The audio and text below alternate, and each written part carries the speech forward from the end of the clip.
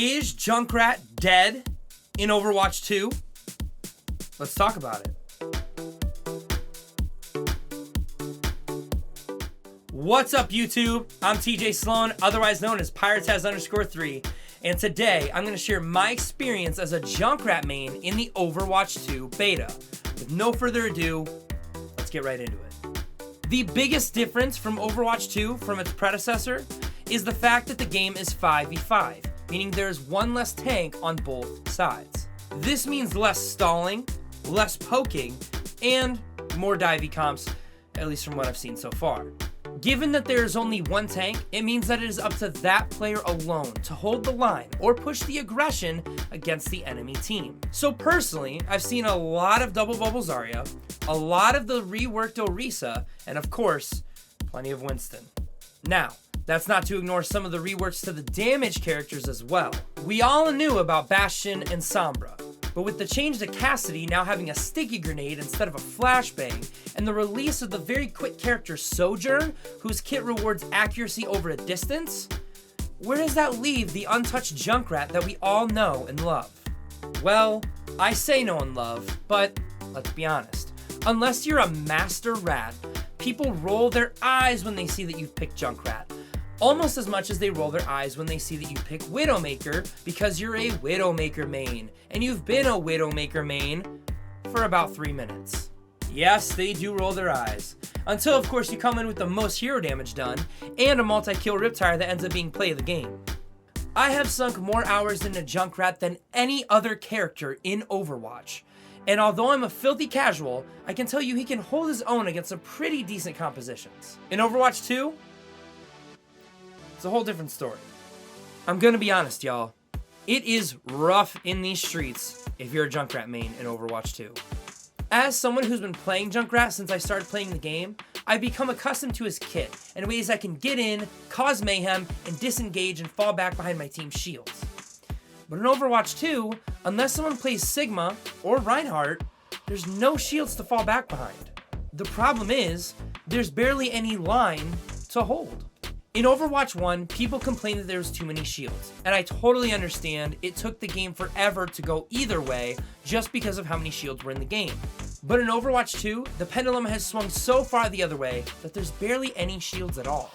In Overwatch 1, because you had 2 tanks, someone was bound to pick a tank that could put up some shielding, so you at least had 1 shield going in. But like I said, in Overwatch 2, so far, I'm seeing a lot of double bubble Zarya and the newly reworked Orisa who has no shields. This, along with the fact that Junkrat hasn't been reworked himself, equates to quite a problem for Junkrat players. Because Junkrat is mainly focused on crowd control. How do you fire into the crowd when everyone is so far spread out? Overwatch 2 is a game for the distance players, folks. Sure, you can pick Junkrat and throw yourself in and maybe even pick off a support. But believe me, you will soon get your head blown off by a Soldier 76, a Cassidy, or even a really good Ana. Soldier can sprint, and Sojourn can slide in and out of engagements very quickly.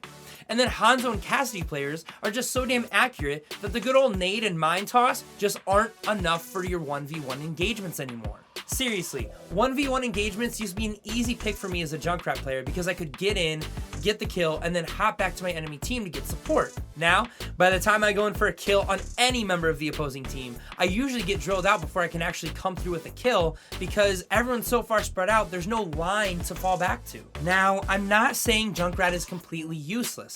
I'm just saying he's not a viable pick when you could be picking other damage characters. In a new world where there are no more slow team fights, Junkrat struggles. You gotta think, the Australians' bread and butter is the poke game where you farm an ult, and then you use that ult to clear the enemy team either with a multi-kill or just by zoning them out of the way so you can win the team fight. No crowds to farm ult, and no crowds to use the ult on, along with 1v1s being a nightmare for the psychopathic pyro, makes me pretty sad. Junkrat is my favorite character, and if you're watching this, he's probably a character that you at least play as well. But until he receives his own rework, he's probably not going to be my first pick against like a Soldier or a Cassidy or a Sojourn just to counter the opposing team. I love the rat, But until he can be competitive again, it's time to hang up the tire and make myself more useful to my team. Of course, this is just the beta, and things could totally change before the full game comes out. Personally, I'm holding hope that the rat rises up to become one of the best characters to play in the game, because he's just so damn fun. But what do you think? Do you think Junkrat is dead, has been dead, and is just a bad hero to play? Or what do you think could change in Junkrat's kit to make him worth playing? Let me know in the comments below. Don't forget to like this video and subscribe to this channel. It helps me out a lot. And if you guys like the Overwatch content, let me know. It might be something that I keep doing.